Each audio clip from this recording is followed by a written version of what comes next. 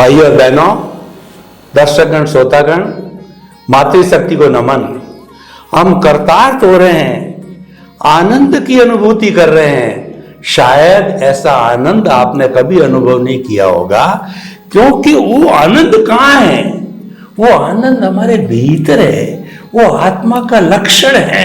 हम तो मृग और कस्तूरी वाली बात करें तो कस्तूरी को जो मृग पहचान नहीं पाया, वो हमको अनुभूति कराने स्वामी कमलेशानंद जी पधारे हैं। स्वामी जी, समस्त श्रोताओं की तरफ से आपको धन्यवाद और आपके प्रति कृतज्ञता। जय सच्चिदानंद। जय सच्चिदानंद। स्वामी जी, जिस परिप्रेक्ष्य में हम जी रहे हैं, जिस समाज में हम जी रहे हैं, क्योंकि अभी हम मुक्ति को नहीं गए हैं, तो थोड़ा समाज की तरफ भी हम दृष्टिपात करें कि आज समाज में क्या हो रहा है और उसमें हमारा अध्यात्म विज्ञान कैसे कारगर हो रहा है। आप चारों तरफ विहंगम दृष्टि दौड़ाइए तो देखिए कि बेटा मां को मार रहा है और पति पत्नी को मार रहा है, सुसाइड कर रहा है और हिंसा कर रहा है, आतंकवाद फैला रहा है। ये सारी ऐसी ऐसी समस्याएं जिसने झकझोर दिया है, पूरे विश्व को झकझोर दिया है। ये वैश्विक समस्या है, सामाजिक समस्याएं हैं और अध्यात्म विज्ञान में, सनातन सत्य में वैश्विक समस्या का समाधान देने की पूरी अर्हता है।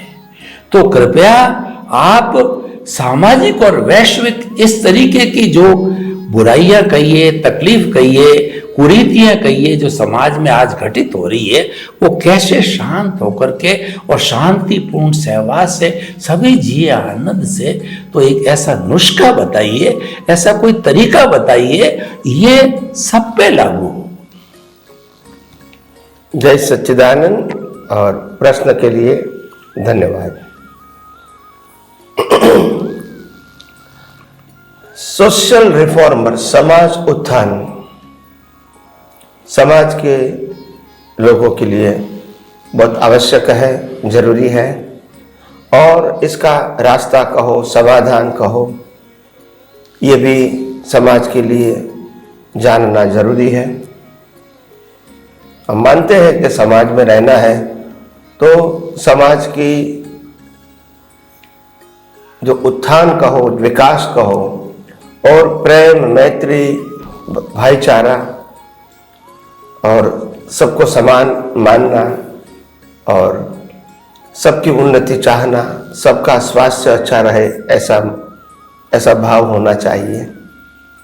तो ये अच्छी बात है और होनी भी चाहिए इन सोसाइटी। और हमारी भारतवर्ष की संस्कृति में तो ये था ही पहले, ये कोई नई बात नहीं है। आध्यात्म का विषय भी था और समाज के उत्थान का भी विषय बहुत गहराइयों से हमारे ऋषि मुनियों ने सामाजिक जीवन के लिए बनाया था। और तभी भारतवर्ष के अंदर पूरे विश्व में एक ही संस्कृति ऐसी है जो वसुधैव कुटुंबकम की बात करती है और सभी जीवों को जियो और जीने देने की बात करती है। हमको भी जीने का अधिकार है और प्रत्येक जीवों को भी जीने का इतना ही अधिकार है, ऐसा हमारी संस्कृति मानती है। उसके अलावा भी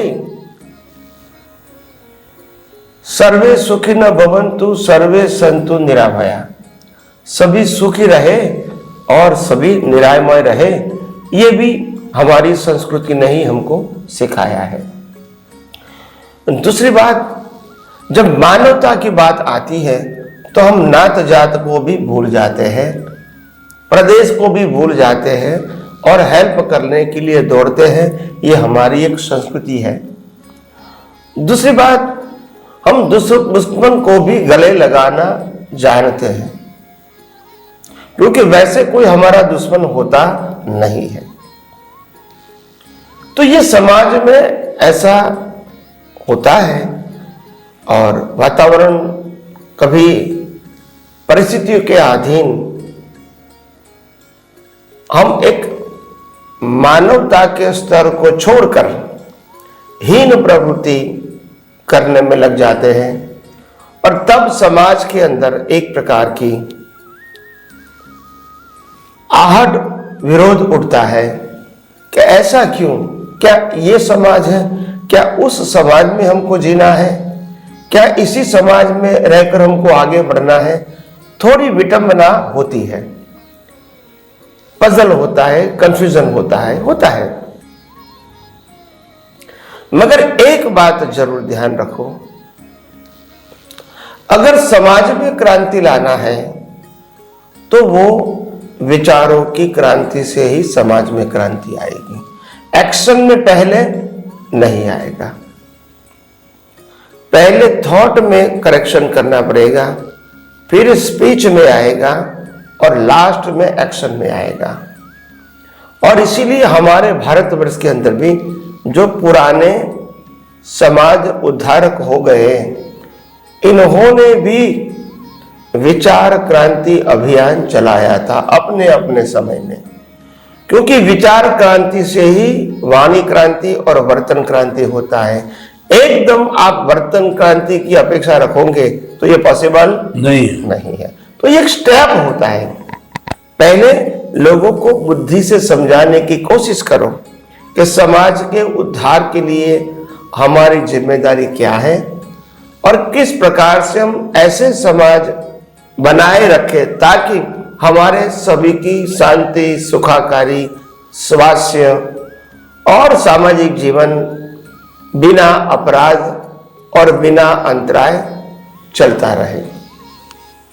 तो विचार क्रांति अभियान, और विचार क्रांति अभियान में हालांकि हमारी मूल संस्कृति तो इसको पहले से ही मानती है, मगर कलयुग की वजह से और भौतिक साधनों की वजह से इसमें शायद कमी आ गई है।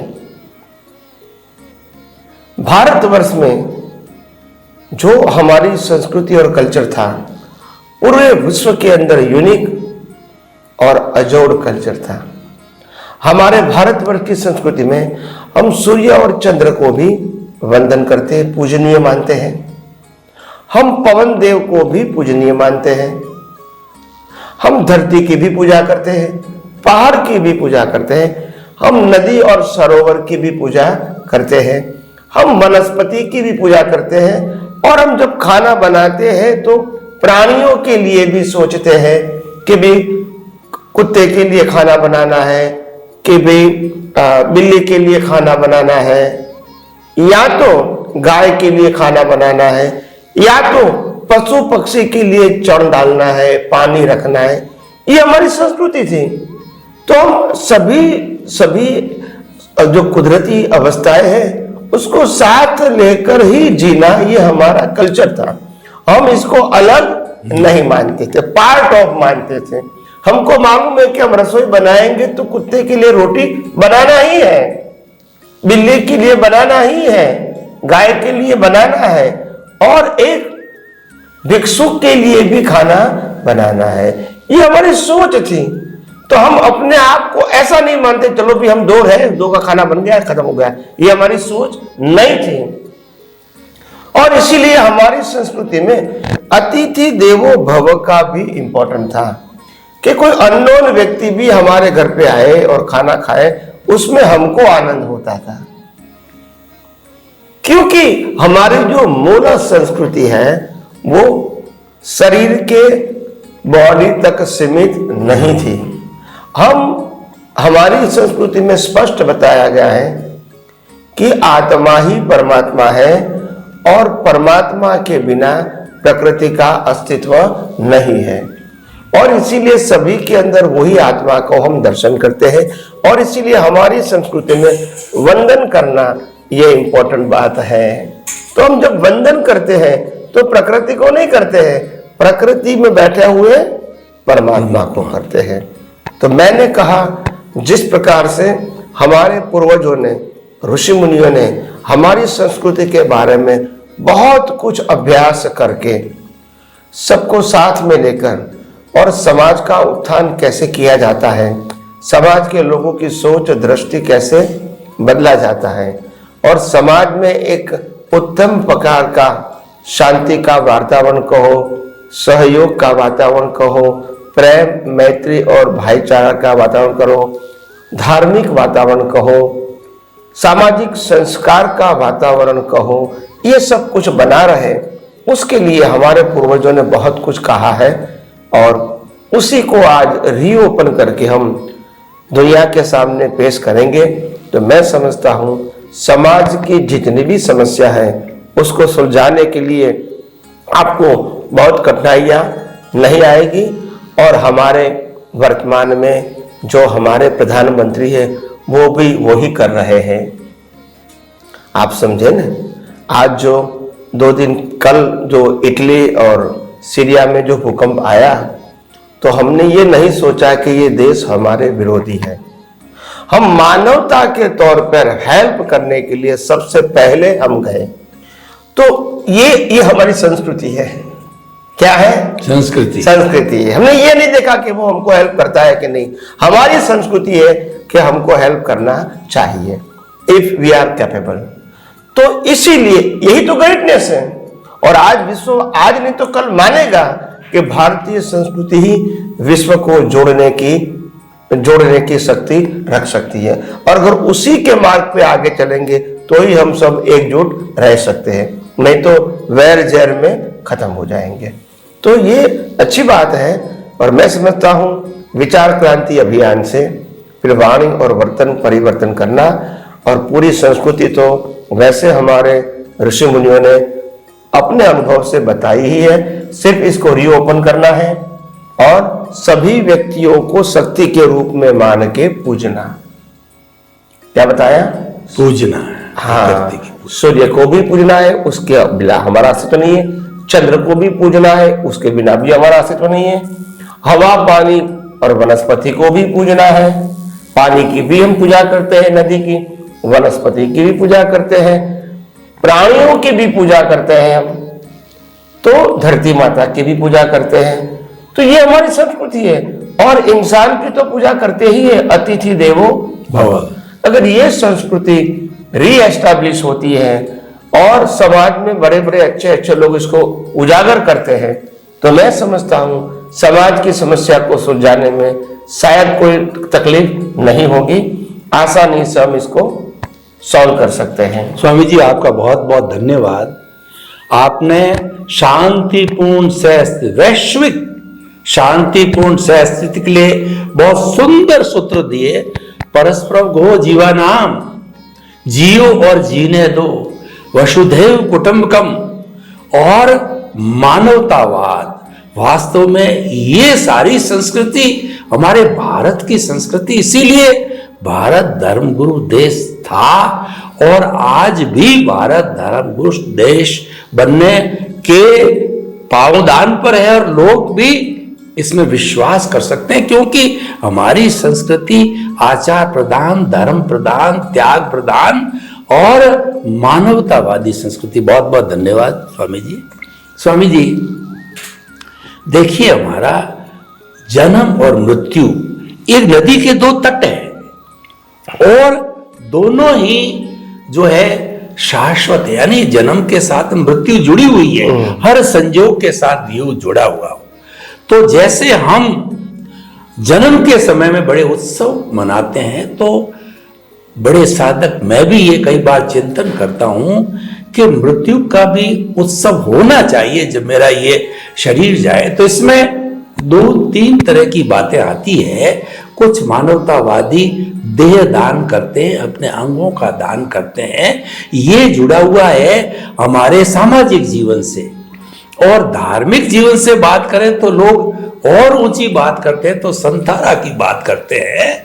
तो क्योंकि मैं जो सनातन सत्य का विद्यार्थी हूं, इसका साधक हूं, तो क्या मैं अंतिम समय के लिए ये हर समय भावना, अंतिम समय का अर्थ ये जब मुझे लगे कि मेरी बॉडी क्षीण होने वाली, ज्यादा टिकने वाली नहीं है और एक रास्ता संसार का है, वो तो जुड़ा हुआ है, वो शुभ से और धार्मिक जगत से जुड़ा हुआ है, तो अंतिम समय में चिंतन करता रहूं कि मन वचन काय से मुक्त, ऐसा मैं शुद्ध आत्मा हूं, और ये जितनी कुदरती रचना को देखता रहूं, कुदरत को क्षमा याचना करता रहूं कि जो जो गलतियां मैंने इस जीवन में आपके नियमों को तोड़ा है, कुदरती रचना को नहीं देखा है, मुझे क्षमा करो। और परमात्मा जो है, दूसरे को परमात्मा नहीं देखा मैंने, उसकी क्षमा याचना करूं। तो क्या ये उचित तो कह रहे ही है, पर इसमें बारे मार्गदर्शन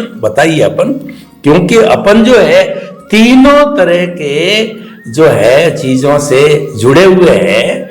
तो हालांकि रिलेटिव की जगह है सनातन सनातन की, फिर भी अध्यात्म विज्ञान की दृष्टि से कृपया प्रकाश डालिए। जय सच्चिदानंद। सबसे पहली बात यह है, आध्यात्म विज्ञान में कई सारी बातें विज्ञान के एंगल से बताई गई है, चाहे वो सामाजिक या धार्मिक है। कई सारे लोग ये कहते हैं कि हमको ऑर्गन का मृत्यु के समय दान देना चाहिए या नहीं देना चाहिए। सोसाइटी में एक प्रश्न होता है। तो आध्यात्म विज्ञान ये कहता है कि अगर किसी को आप आपके ऑर्गन को दान देते भी हो और वो इसका कोई यूज कर सकते हैं, तो कोई गलती नहीं है। आप समझे ना? और नहीं देते तो भी आपकी गलती नहीं है। तो इसीलिए उसमें कोई कंफ्यूजन की बात नहीं है। आपको मालूम है कि भी अगर मेरी मृत्यु के बाद सबको जला दिया जाएगा, उसमें से 2-4 ऑर्गन भी किसी को काम में आता है, तो उसमें कोई रॉन्ग नहीं है। मैं कोई कुदरत के कानून को तोड़ता नहीं हूं, मगर कोई लोग ऐसा मानते हैं कि कुदरत के कानून के विरुद्ध है। ये ठीक नहीं है। मैं ये समझता हूं कि ये पार्ट ऑफ कुदरती रचना है। इसका आप यूज जानते हैं तो आप करते हैं, पहले लोग नहीं जानते थे तो नहीं करते थे। एक एंगल। दूसरी बात, आपने जो संथारा की बताया कि संथारा करना वो भी एक धर्म में इसका बहुत इंपॉर्टेंट होता है। जीते जी देह का त्याग करना, समाधि मरण के समाधि मरण जैन परंपरा में होता है, बुद्ध परंपरा में भी होता है, और भी परंपरा में होता होगा। इच्छा मरण, इच्छा मृत्यु। तो सिंपल बात यह है, वैसे तो हम इसको धार्मिक प्रक्रिया को एक अच्छे पुरुषार्थ की दृष्टि से उनको देखते हैं, और लोग इनको बहुत शुभ या सुकन मानते हैं, और बहुत उनको तपस्वी मानते हैं, चारित्रवान मानते हैं कि अपने आप वो शरीर को त्याग कर रहे हैं सोच समझ के। मगर कुदरती कानून कुछ अलग कहती है। कुदरती कानून ये कहती है कि तुमको जितना श्वास लेना है उससे कम ज्यादा करने की स्वतंत्रता किसी के पास नहीं है। आपका मृत्यु कब होगा, कैसे होगा, वो भी चॉइस आपके पास नहीं है। कुदरत के पास होगा जरूर, मृत्यु होगा वो भी जरूर है, और श्वासोश्वास बंद होगा वो भी जरूर है, और सब कुछ छोड़ना है वो भी कंपलसरी है। तीनों चीज कंपलसरी है, ऑप्शन नहीं है। मगर अगर कोई व्यक्ति ऐसा कहता है कि मैं जीते जी मैंने पूरे भौतिक चीजों छोड़ दिया, परिवार को छोड़ दिया, जैसे कि साधु और सन्यासी बनते हैं, हो सकता है उसको वो दुनिया के लोग पुरुषार्थ मानते हैं। कुदरत कहता है जो चीज बाद में देना था कंपलसरी, वो पहले छोड़ दिया, तो कंपैरेटिवली अच्छा है कि जीते जी छोड़ दिया। कोई गलती नहीं है, मगर इसको पुरुषार्थ मानना वो गलती है। छोड़ना तो है आपको। दूसरी बात, संथारा करने का मतलब आपको आयुष्य कर्म कम करना है, कर्मों की भुगतान कम करना है, या तो शरीर के ऊपर से मोह नष्ट करना है, ऐसा आप बोल सकते हैं। मगर कुदरत का कानून ऐसा नहीं है। वो कुदरत का कानून ये कहता है कि आपको जितना श्वासोश्वास लेना है वो आपको लेना पड़ेगा, अगर अनकॉन्शियस हो गए तो भी। यस और नो? तो इसीलिए संथारा अगर कोई करता है या इच्छा मृत्यु प्राप्त करता है, तो कुदरत का कानून ये कहता है ये भी कानून के दायरे में ही आप करते हैं, भले कर्ता भाव से करते हैं, मगर कानून से ऊपर आप नहीं जा सकते हैं। आपका आयुष्य या श्वासोश्वास कम ज्यादा या छोटा बड़ा नहीं कर सकते हैं। तो इसीलिए आध्यात्म विज्ञान में बहुत सारी बातें ऐसी बताई गई हैं। जो सनातन सत्य क्या है, मुक्ति का मार्ग। हाँ। तीसरा छूट गया। हाँ, वो मुख्य बात वो। हाँ, तो कोई बात नहीं, तो संक्षिप्त में टाइम हो गया। हाँ। तो मेरा कहने का मतलब है, तो मुक्ति के मार्ग में आगे बढ़ने के लिए अंत में तो सनातन सत्य को ही समझना पड़ेगा, और कोई रास्ता नहीं है। रिलेटिव व्यू पॉइंट से पुण्य बन सकता है, समाज में अच्छी व्यवस्था बन सकती है, मगर वो मुक्ति का मार्ग नहीं है। मगर अज्ञानता के ऊपर आधारित होने से पुण्य बनता है, देवलोक भी मिल सकता है। मगर मुक्ति का मार्ग तो सभी प्रकार के अज्ञान को मिटाने से ही होगा, और अज्ञान को मिटाने के लिए कुदरती कानून और कुदरती रचना को समझना हमारे लिए अनिवार्य है। बहुत बहुत धन्यवाद स्वामी जी।